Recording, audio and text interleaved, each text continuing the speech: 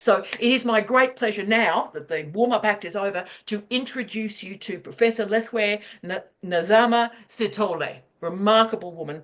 She is an outstanding researcher, is incredibly publicly active in understanding public finances in particular, a remarkable person, and she's joining us very, very late at night from the University of Johannesburg. And she's speaking on, I'm so excited, this is 2024 research, there's women in academia within the South African context. All yours, my love. Good luck, Lethiwe. Thank you so much, Prof, for having me. It's such a pleasure to be here. Yes, I'm going to be presenting a study that I've conducted with my colleagues from University of Johannesburg. We conducted a study last year, 2024, when we were doing a course, a Women Leadership Development Program within the university. And our focus on the study was to investigate the increase of female representation in senior roles, because we saw that within the university, we were struggling to get women in associate professor and full professor positions. Then with the ladies that I had with me, these are the ladies which were in the team, and we are in different ranks. Others are from operations, others are in academia. I'm the third one presented in this picture. And we called ourselves Sisters of Scholarly Success, because we are really driven in terms of success of women and supporting each other and creating that sisterhood within the university.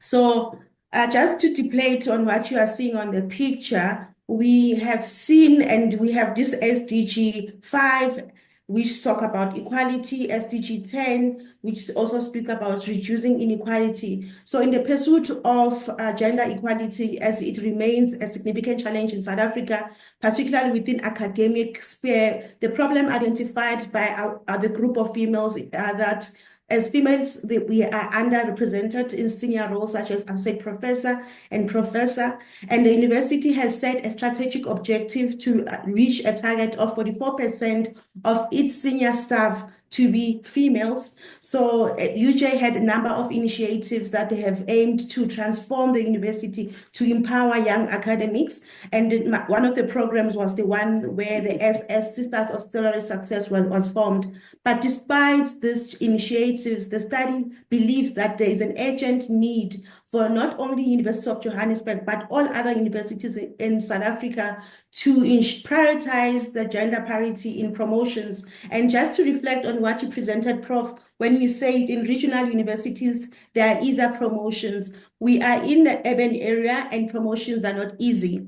And the case point, and reflecting on my own journey, I got promoted in 2024. However, it was my third attempt in applying for that promotion. But finally, as they say, that time lucky, I got lucky that time. But in this topic of our study, we focus on increasing the female representation in senior roles.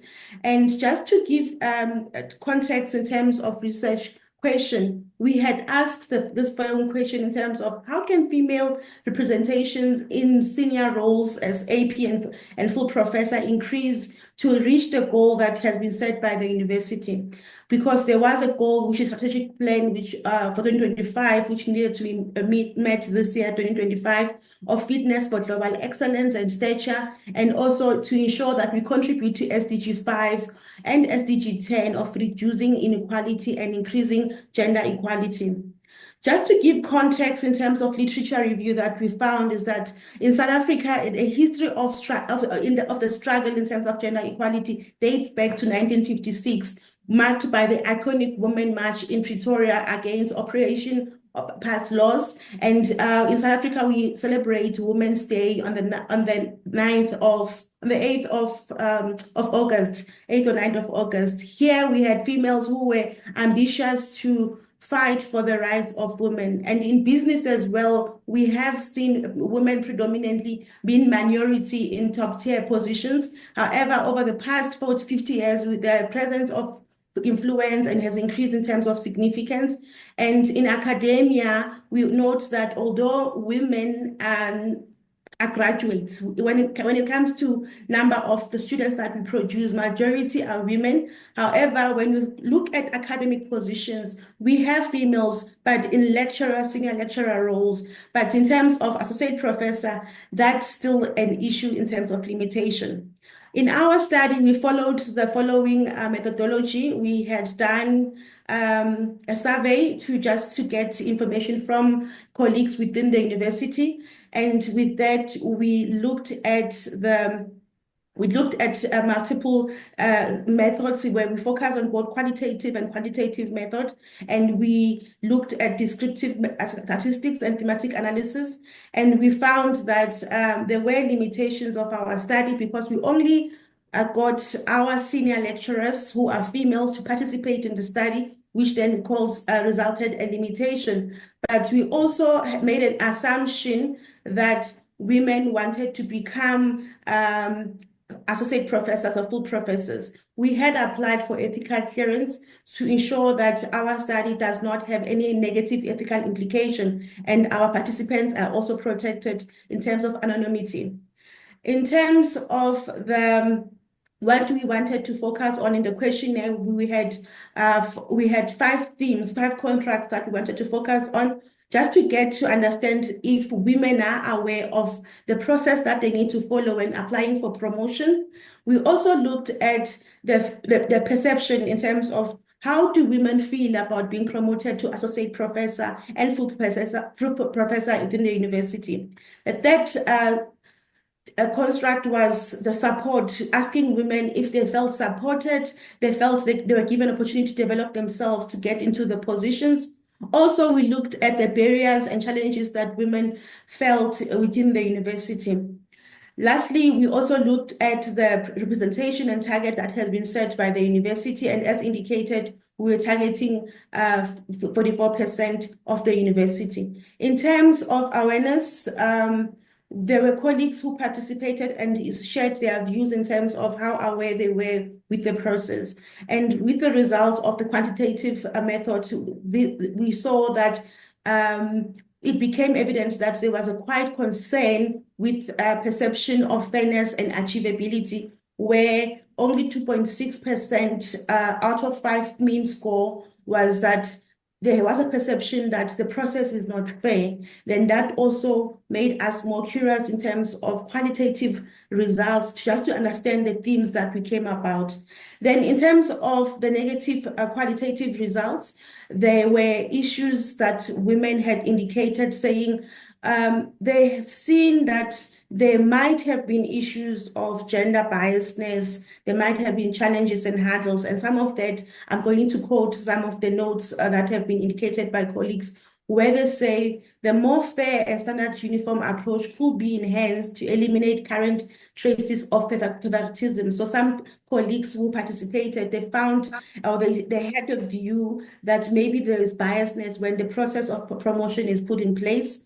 Others also felt like they had to balance between family life and work, and others would say, I prefer to balance my family and only focus on promotion at a later stage, meaning they would neglect applying for promotion, but focus on having a balanced and happy family. Others who also shared aspects of support for women in promotion, where they said they felt that female staff are good in terms of admin and student engagement, which prevents them to focus on research, as they prefer teaching than conducting research, because to be promoted, you need to be able to contribute in teaching, contribute in community engagement and research. However, some will say, I'm only good as a teacher and not as a researcher, therefore I might not be suitable to apply for promotion. Other negative aspects that the females have shared is that they had challenges in terms of submitting. So another quote was, I feel as though the message is entirely different at the promotion workshop compared to what happens when one actually applies for promotion. So in terms, when they are in the workshop, they feel they are encouraged to apply, they feel supported, but when now they apply, the feedback they get is different from what has been presented in the workshop. Other negative feedback that we got from colleagues was that they were not aware of a mentorship program within the university. And I, for one, am part of a program in mentorship. Then that also indicates that some females are not really aware of their surroundings, or they don't take opportunities when they are presented to them, then which results them not being promoted from a senior lecturer to associate professor or even full professor. Other negative feedback that we saw in terms of our themes was that the reality is that research will always contribute more than teaching. And again, research is my barrier. Then going back to what I've shared earlier, that some females prefer to be in class engaging with students than sitting down and doing research. Another aspect of promoting to associate professor to full professor is that one needs to have a PhD and one needs to also have supervised PhD students. But with the lack of love for research, we find females struggling to get to associate professor role and full professor role because they're not prepared to conduct research. On another note, in terms of positivity, thankfully, there were positive outputs that were shared by other females who had shared that current initiatives are good. Feedback in terms of opportunities such as this one, they were referring to the study that we conducted because they said it's an opportunity for them to voice their views and assist the university to reach the target. Another one was that maybe there should be a provision for females to have their own writing retreats, because when their writing retreats are in place, it assists women who are not confident in conducting research to now focus on research. And last point to share as well was that one of the participants indicated that the clear monitoring of female academics needs to be done independently of line managers, meaning one needs to have someone on the side as a role model, as someone who will guide and coach so that they can understand what needs to be done for them to be promoted from associate professor to full professor. And lastly, there was one who said we need more role models and time allocated for preparing all evidence needed for one to be promoted. Because just to give context, within our university, for you to be promoted, you need to send in an application with your teaching portfolio, with evidence of all the claims that you have made in terms of contributing to both teaching, research, and community engagement. Colleagues, based on the study that we found, we have proposed the alternative solutions to the opportunity that we saw so that the university can reach the target of 44% and above, ensuring that we have a representative of females in terms of 44% and above in associate professor role and full professor position. And for that, the university might need to then enhance the transparency of promotion, where women will be aware of the fair processes that is there and clarity of criteria that need to be met for one to be promoted. Maybe there should be revision on the current portfolio and process that is being used for promotion, as this will benefit clear and accessible promotion requirements. And that will lead to the regional university that Prof has shared in terms of saying in other universities it's easy to get promoted. In terms of advancement program, we say also as another benefit might be having an advanced program dedicated to females in senior lecturer role who would move to associate professor and full professor. Because once there's clear guidance, people are focused in terms of developing their leadership role and career planning and talent management, it will be easy for university to reach the SDG 5 and 10, and also SDG 8 in terms of contributing to a conducive work environment. And the third alternative solution was that there should be targeted hiring and promotional goals. When we say hiring, is that who do you recruit? When you recruit someone, are you aware of the gaps? And if they have gaps, you need to be intentional as a university to say, how do we capacitate someone and also guide them so that they know that there is a tenure for them to move along to get to that full professorship that they might need. And lastly, there might need to be flexible working hours, because we know as for females, we have multiple commitments, especially if we have families to take care of. And that does not mean that only those who are mothers need to have flexibility, but everyone who has other commitment, it can be with your fair child that you need to take care of, or other commitments. Even if you just have a partner, you need to have time with them. And if you're going to be immersed in academia, you would not have that mental health and well-being that you need as an academic. So there should be proper balance, and through flexible working policy, that is possible.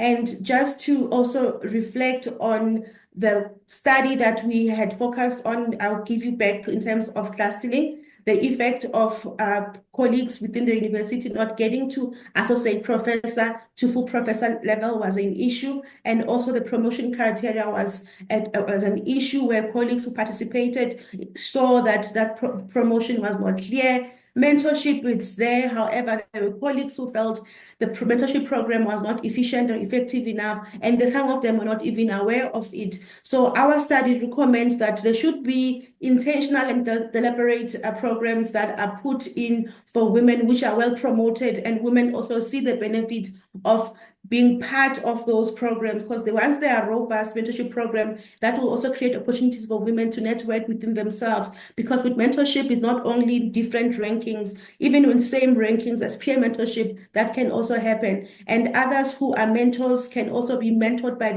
their mentees, because there is a concept of reverse mentorship that can occur. And with the promotion, there should be transparency and inclusive culture where the club boys, because we've seen as well that sometimes there can be a culture of the club of boys who get to be promoted, who get to be supported, but not females. So maybe with females as well, there might be an action for calls asking females to support one another. And as women move up the ranks, to remember to lift as they rise and put the ladder down for those who are upcoming as academics to be supported as well, because that will ensure that the university has an inclusive culture that we need as the university and the country, and will contribute to sustainability SDG 5 and 10.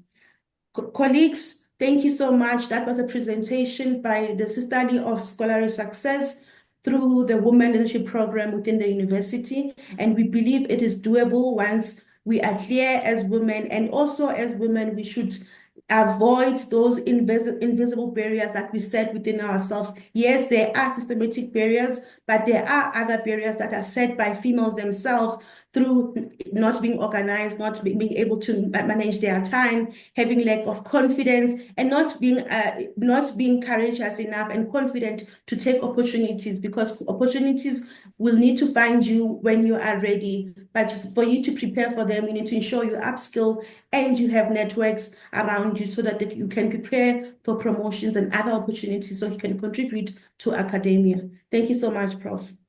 Oh, Lethiwe, my goodness me, that was amazing. I hope you're seeing people losing their mind around your fabulousness. We are so moved. We are so much smarter than we were 15 minutes ago. I don't know if you're going to be able to hang around for a question time in a half an hour. I hope you will. Yes, I've got a list. I think yes. everybody else has. Lethiwe, my love, I thank you so much for joining us in the middle of the night. It's amazing. I'm changed. Can we? Oh, and you're a star. And how glamorous are you as well? What time is it there, by the way, Lethiwe? It is 19 minutes past 10 in the evening.